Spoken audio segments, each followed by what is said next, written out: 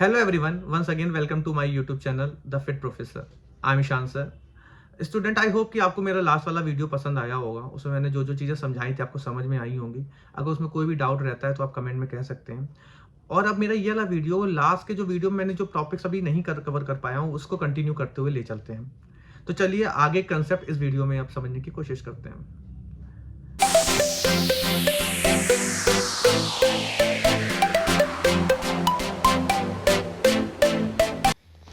तो चलिए बेटा ये पीडीएफ स्टार्ट करते हैं जिसमें हमने प्रिंसिपल ऑफ लाइफ इंश्योरेंस बताए हैं, इसकी प्रैक्टिस बताया और काफ़ी डिटेल्ड में सारी चीज़ें एक्सप्लेन करी हैं.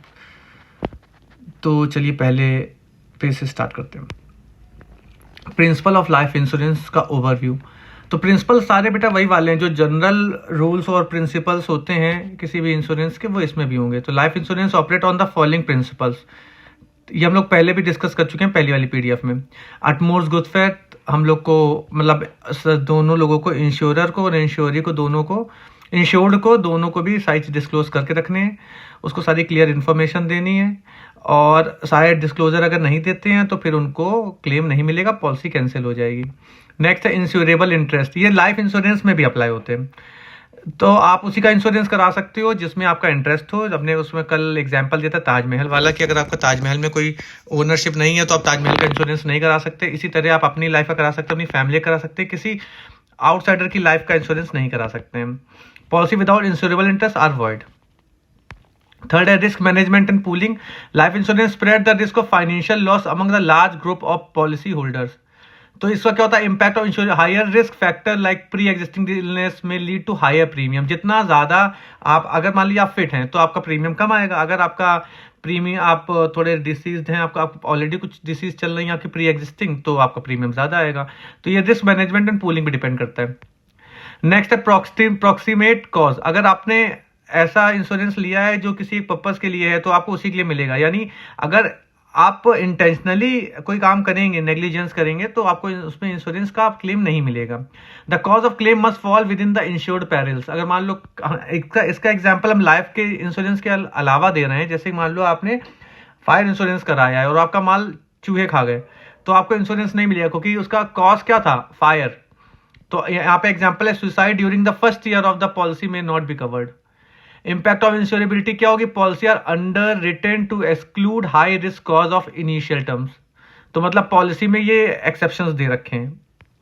नेक्स्ट है मॉर्टेलिटी टेबल. मॉर्टेलिटी टेबल बहुत इंपॉर्टेंट है बेटा. मॉर्टेलिटी टेबल क्या होती है, ये एक स्टैटिकल टूल होता है जो प्रिडिक्ट करता है कि किसी आदमी की लाइफ एक्सपेक्टेंसी क्या है, उसका रिस्क ऑफ डेथ क्या है. इसके लिए मतलब ये एक टेबल के थ्रू शो किया जाता है. इसकी टाइप्स में आता है स्टैटिक टेबल. ये पुराने डेटा के बेसिस पे नए डेटा को कैलकुलेट करती है. Represent mortality rate at specific time. एक होती है डायनामिक टेबल, ये ट्रेंड पे डिपेंड करती है, मतलब ओवर द टाइम. अब ये दे रखा है features, peculiarities of the life insurance हो गए फीचर्स. तो फीचर्स कौन कौन से हैं, एक लॉन्ग टर्म नेचर का होता है. लाइफ इंश्योरेंस जो होगा वो एक लंबे टाइम के लिए होगा. Policy of in span decades providing protection and saving. Dual benefit होता है. मैंने कल भी आपको बताया था लाइफ इंश्योरेंस के एडवांटेज कि अगर आप जिंदा हैं तो आपको मेच्योरिटी में पैसा मिल जाएगा, नहीं है तो आपकी फैमिली को पैसा मिलेगा. तो ड्यूल बेनिफिट होते हैं. गारंटीड पे आउट. जनरल इंश्योरेंस में क्या है, जब कोई इंश्योरेंस में कोई इंसिडेंट होगा तभी मिलेगा. लाइफ इंश्योरेंस में गारंटीड पे आउट है. अगर आप जिंदा रहते हो तो मेच्योरिटी में आपको पैसा मिल जाएगा, अदरवाइज पॉलिसी का पैसा फैमिली को मिल जाएगा. फोर्थ है सेविंग एंड इन्वेस्टमेंट. भाई एलआईसी लोग क्यों करते हैं, सेविंग भी होती है इसी बहाने.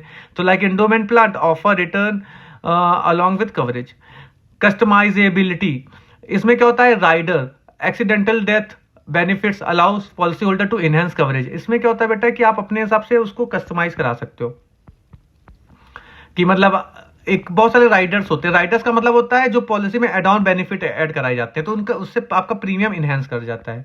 कुछ लोग हेल्थ इंश्योरेंस में ये करा लेते हैं कि जितने दिन हम बीमार रहेंगे, हम हॉस्पिटलाइज रहेंगे, तो हॉस्पिटल का खर्चा तो कंपनी देती थी, फाइन. हम चाहते हैं कि हमारे जो मतलब हमें, अगर मानो सपोज मेरी 1 लाख तनख्वाह है और हमें 3,000 रुपये रोज के मिलने, अगर हम 10 दिन एडमिट है तो हमें 30,000 रुपये मिलने चाहिए. इन सबको राइडर्स में कहते हैं. तो rider allow policy holder to enhance coverages. Next है क्लासिफिकेशन ऑफ लाइफ इंश्योरेंस. अब क्लासिफिकेशन ऑफ लाइफ इंश्योरेंस पे तो देखो, सबसे पहले तो ट्रेडिशनल पॉलिसी होती है जो होल लाइफ इंश्योरेंस होता है. ये कवरेज देता है इंश्योर्ड को इंटायर लाइफ.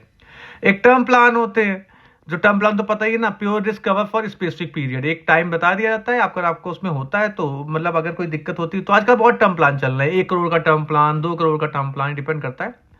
तो ये पॉलिसीज के टाइप है।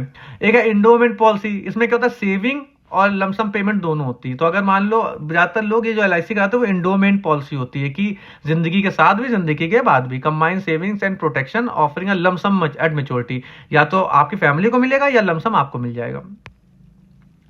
अब क्लासिफिकेशन में और क्या आते हैं, सेकंड टाइप होता है यूनिट लिंक्ड इंश्योरेंस प्लान। इससे पहले हम लोगों ने जो डिस्कस किया है वो है बेटा ट्रेडिशनल पॉलिसी। तो ये whole time insurance, term insurance और इंडोमेंट पॉलिसी ये ट्रेडिशनल में आ गई। अब आ गई ULIP, unit linked insurance plan.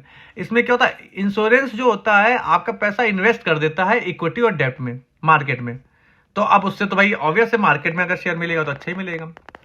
Pension and retirement plan, pension और रिटायरमेंट प्लान क्या, आपको रेगुलर इनकम मिलेगी आपके रिटायरमेंट के बाद। ये सारे इंश्योरेंस प्लान आ रहे हैं।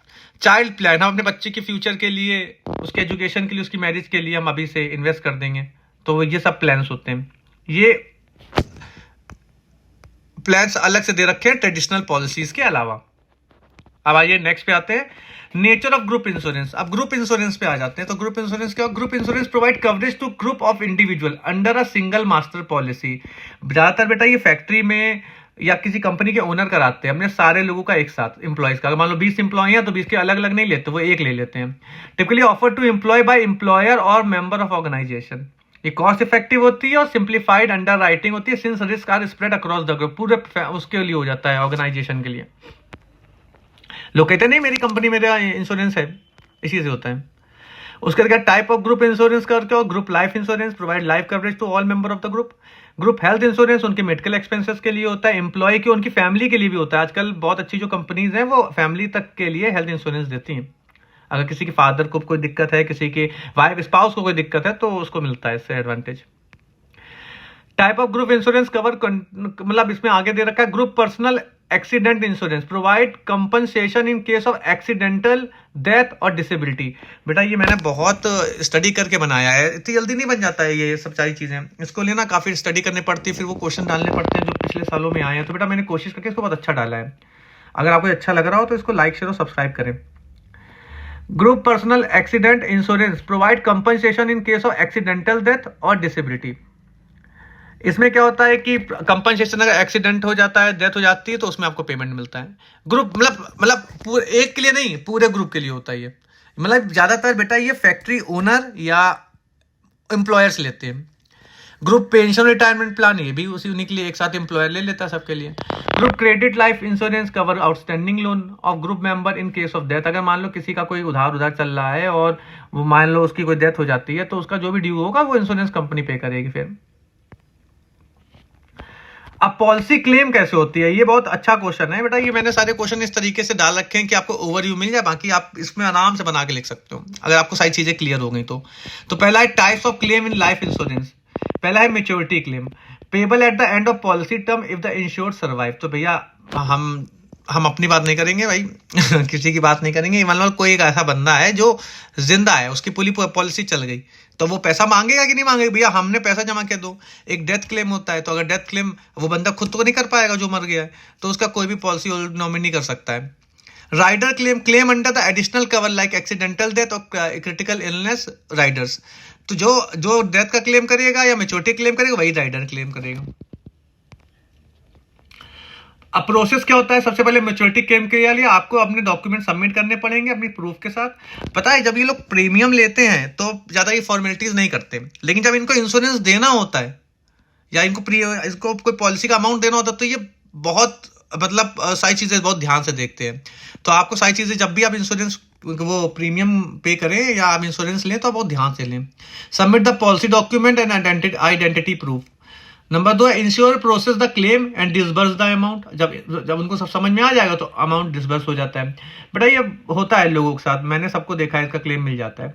डॉक्यूमेंट क्या होंगे, अगर डेथ है तो डेथ का सर्टिफिकेट चाहिए होगा, पॉलिसी डॉक्यूमेंट चाहिए होगा और जो नॉमिनी होगा उसका आईडी प्रूफ चाहिए होगा। ये सेटलमेंट प्रोसीजर, ये सारी चीजें बहुत इंपॉर्टेंट है और मैंने बहुत सर्च करके ढूंढ के बनाया, इसीलिए थोड़ा लेट हो गया। नेक्स्ट है सेटलमेंट प्रोसीजर में आगे आ जाता है कि राइडर क्लेम अगर लेना है तो सबमिट एडिशनल मेडिकल रिपोर्ट और एक्सीडेंटल एविडेंस एज रिक्वायर्ड। आपको मेडिकल रिपोर्ट और एक्सीडेंटल एविडेंस देने पड़ेंगे। अगर आप कोई राइडर ले रहे हो, मतलब आप बता रहे हो कि नहीं एक्सीडेंट हुआ है, एक्सीडेंट इस वजह से हुआ है, तो आपको उसकी पूरी डिटेल देनी पड़ेगी। ग्रुप इंश्योरेंस क्लेम में क्या होता है, ग्रुप एडमिनिस्ट्रेटर जो मतलब जो भी होगा वो क्लेम के प्रोसेस को इनिशिएट कर सकता है। इसके लिए एक एम्प्लॉयर क्या करता है, एक बंदा भी हायर कर देता है और उससे कह देता है, अब मान लो किसी का प्रॉब्लम होगी तो ये एडमिनिस्ट्रेटर जो बनाया जाएगा वो किसी भी मेंबर के ग्रुप के बिहाफ में काम कर सकता है। टाइम फ्रेम क्या होता है, टाइम फ्रेम जो IRDAI ये रेगुलेशन जो बनाती है, insurance development authority of India है, ये रेगुलेशन बनाती है, कहती है settlement claim with in 30 days of receiving all the documents. 30 दिन के अंदर सेटलमेंट हो जाना चाहिए डॉक्यूमेंट्स के।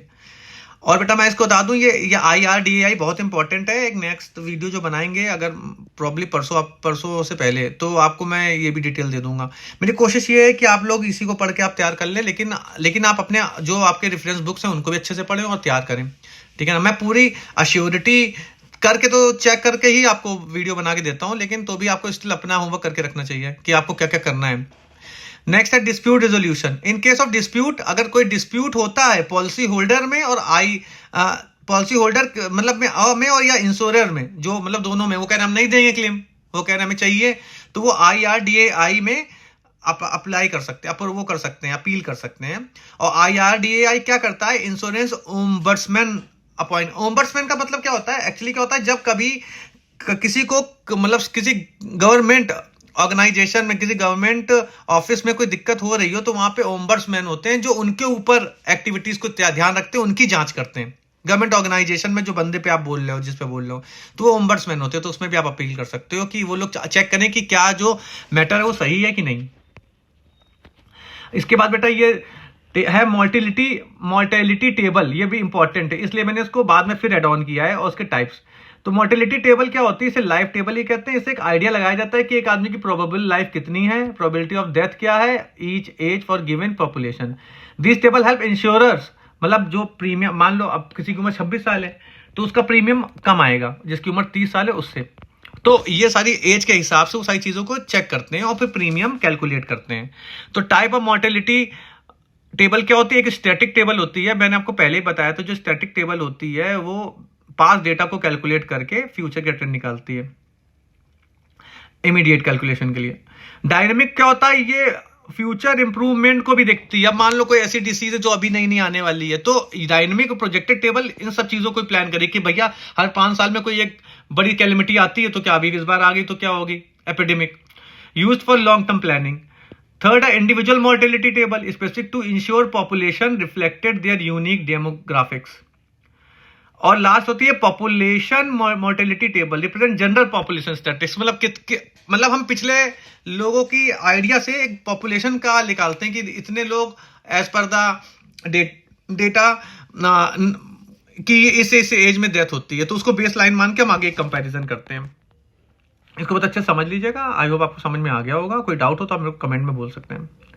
नेक्स्ट क्वेश्चन है explain the basic element of computation of premium. Premium कैसे कंप्यूट किया जाता है, तो प्रीमियम भाई वही प्रीमियम, अब 27 साल वाले का प्रीमियम अलग होगा, अब किसी का हस्बैंड वाइफ उसका प्रीमियम अलग होगा, किसी की एज 50 ईयर्स है तो उसका प्रीमियम अलग होगा। तो उसको कैसे कैलकुलेट करते हैं, premium computation is in life insurance involve 3 fundamental components. एक होता है mortality charges based on mortality table, कि मतलब 27 साल की क्या प्रॉन है डेथ की, 30 साल की क्या चांसेस हैं। अब मान लो कोई आदमी की एक एवरेज एज दे रखी है कि 70 साल है, अब 70 साल वाला कराएगा तो उनके हिसाब से उनका डेटा करे तो 70 साल में तो आदमी मर ही जाता है, तो फिर उस हिसाब में वो लाइफ इंश्योरेंस करेंगे तो उनका तो नुकसान हो जाएगा ना। तो उसको इस तरह से उनका प्रीमियम भी बहुत ज्यादा होगा। Based on mortality table this reflect the probability of death for the insured. Higher mortality rate result higher premium. Interest factor, insurance companies invest premium and earn return. The assumed rate of interest reduce the cost of premium। अगर insurance company premium का जो पैसा है उससे return लेती है, तो वो ये सोचे कि जितना लंबे टाइम के लिए इंश्योरेंस होगा उतना पैसा उनके पास लॉक इन में रहेगा, तो वो उतना कम पैसा लेके आपका प्रीमियम, वो आपका इंश्योरेंस कर सकते हैं, क्योंकि वो पैसा कहीं ना कहीं इन्वेस्ट कर देंगे, वो उधर से भी कमा लेंगे। थर्ड है एक्सपेंस लोडिंग, उसके साथ including administrative expenses, commission and profit, सबको जोड़ते हुए आपका वो निकाला जाता है। ऐसे और वीडियो के लिए मेरे चैनल को सब्सक्राइब करें। Thank you.